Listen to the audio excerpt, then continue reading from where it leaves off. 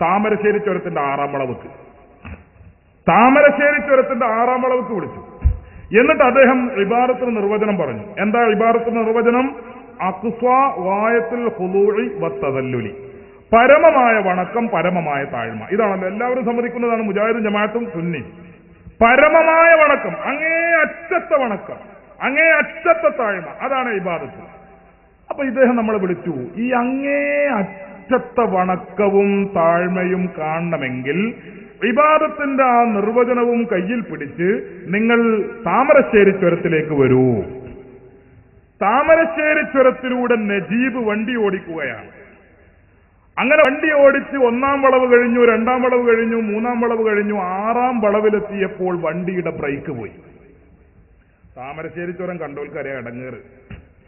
6ാം വളവിലെത്തിയിട്ട് വണ്ടിന്റെ ബ്രേക്ക് അങ്ങോട്ട് പോയാൽ അവിടെ വെച്ചിട്ട് അല്ലാഹുവേ എന്ന് അവൻ തൗഹീദായി, അവൻ അള്ളാഹുവിനോട് പ്രാർത്ഥിക്കുന്നവനായി, അത് അള്ളാഹ്ക്കുള്ള ഇബാദത്തായി. അള്ളാഹ് എന്ന് വിളിച്ചാൽ അള്ളാഹ്ക്കുള്ള ഇബാദത്തായി. 6ാം വളവിൽ വെച്ചിട്ട് ബദരീങ്ങളെ എന്ന് വിളിച്ചാലോ അത് ബദരീങ്ങൾക്കുള്ള ഇബാദത്താണ്. കാരണം 6ാം വളവിന്റെ മുകളിൽ വണ്ടിന്റെ ബ്രേക്ക് പോയാൽ പിന്നെ കൊക്കയാണ് അങ്ങോട്ട് അടിക്ക് ആഴത്തിന്റെ ആഴ. അപ്പൊ അവിടേക്ക് ആ വണ്ടിയാണ് പോകുമ്പോ അത്രയും വലിയൊരു അതിലേറൊരു പേടി തരല്ല. താമരശ്ശേരി ചുരത്തിന്റെ 6ാം വളവിൽ നിന്ന് കാറിന്റെ ബ്രേക്ക് പോകുന്നതിനേക്കാൾ ഒരു ഭയം ഇനി വരാനില്ല. ആ ഭയത്തിന്റെ സമയത്ത് അള്ളാഹാണോ വിളിക്കുന്നത് എങ്കിൽ അത് അള്ളാഹ്ക്കുള്ള ഇബാദത്ത്.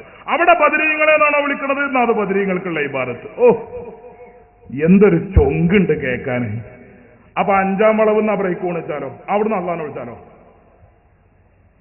ബ്രേക്ക് പോയത് 5ാം വളവെന്നാ, അപ്പൊ അള്ളാഹാനെ വിളിച്ച ഇബാദത്താവൂലേ?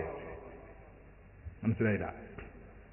5ാം വളവെന്നാണ് ബ്രേക്ക് പോയത്, അല്ലെങ്കിൽ പോകട്ടെ 1ാം വളവെന്നാ പോയത്, സമനിരപ്പാ. 1ാം വളവിൽ നിന്ന് വാഹനത്തിന്റെ ബ്രേക്ക് നഷ്ടപ്പെട്ടു. മുജാഹിദിന്റെ ഈ നിർവചന പ്രകാരം 1ാം വളവിൽ വെച്ച് ബ്രേക്ക് നഷ്ടപ്പെട്ട ഡ്രൈവർ നജീബ്, അദ്ദേഹം ബദരീങ്ങളെ എന്ന് വിളിച്ചാൽ അത് ശിർക്കാവില്ല എന്ന് വരില്ലേ? കാരണം 1ാം വളവെന്നാണ്. ശിർക്കാണെങ്കിൽ എവിടേക്ക് വരണം? 2 മതിയോ? പറ്റൂല. 3 മതിയോ? പറ്റൂല. 4 മതിയോ? പറ്റൂല. 5 മതിയോ? പറ്റൂല. 6ാം വളവിൽ എത്തണം. എത്തിയാ പോരാ, ബ്രേക്ക് പൊട്ടണം. പൊട്ടിയാ പോരാ, വണ്ടി കുത്തി മറിയണം. അപ്പൊ വിളിക്കണം അള്ളാനെ, അപ്പോഴേ തൗഹീദാവുള്ളൂ. അപ്പൊ വിളിച്ചാ ബദരീങ്ങളെ വിളിച്ചാൽ എന്താകും? ശിർക്കാവും. ഈ നിർവചനം എവിടെ പറഞ്ഞതാ? ഇത് പറഞ്ഞത് ഏതെങ്കിലും ഒരു ചെറിയ മൗലവിയാണെന്ന് കരുതണ്ട. അള്ളാഹുവിന്റെ ഔലിയാക്കൾ എന്ന ഈ പുസ്തകം കേരള ജംഇയ്യത്തുൽ ഉലമ, കേരള നദ്വത്തുൽ മുജാഹിദീൻ പ്രസിദ്ധീകരിച്ചാണ്. കേരള നദ്വത്തുൽ മുജാഹിദീൻ പ്രസിദ്ധീകരണ വിഭാഗം മുജാഹിദ് സെന്റർ കോഴിക്കോട് നിന്ന് പ്രസിദ്ധീകരിച്ച അള്ളാഹുവിന്റെ ഔലിയാക്കൾ എന്ന പുസ്തകത്തിൽ കുഞ്ഞീദ് മദനി പറഞ്ഞ നിർവചനമാണിത്. ആ നിർവചനത്തിൽ പറയുന്നത് താമരശ്ശേരി ചുരത്തിന്റെ 6ാം വളവിൽ എത്തിയിട്ട് വിളിച്ചെങ്കിലേ എന്താവുള്ളൂ? ശിർക്കാവുള്ളൂ. തൗഹീദ്. ഇത് ഈ ഖുർആനിലുള്ള നല്ല സുഹൃത്തുക്കളെ, ഈ സാധുവിനൊരു അബദ്ധം പറ്റി. അതെന്താ?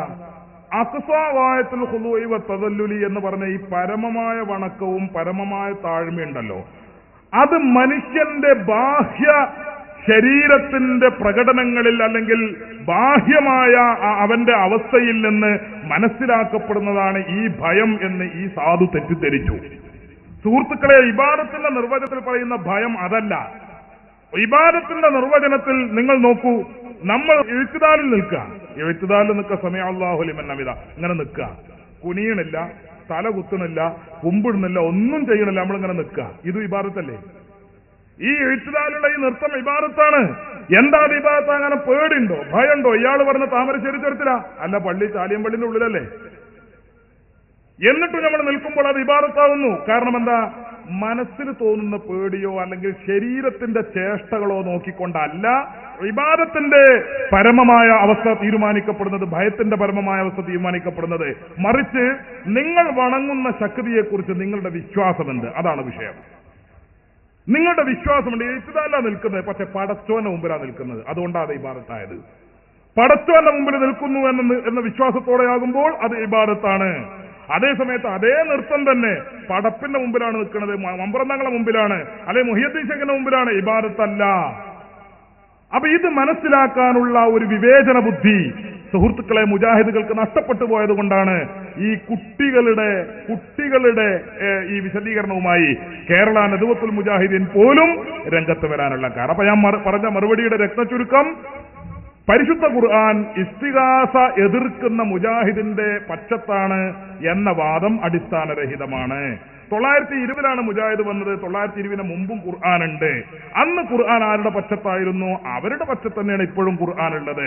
920 ശേഷം നിങ്ങൾ വന്നിട്ട് വളച്ചു കെട്ടി അങ്ങോട്ട് പിടിക്കാനൊക്കെ നോക്കിയിട്ടുണ്ട്, പക്ഷെ ഖുർആനെ കിട്ടിയിട്ടില്ല എന്ന് മാത്രം ഈ സമയത്ത് സൂചിപ്പിക്കുന്നു. പിന്നെ ഇവിടെ ഉദാഹരണമായി ഓതിക്കൽപ്പിച്ച ഒരു ആയത്തുണ്ട്.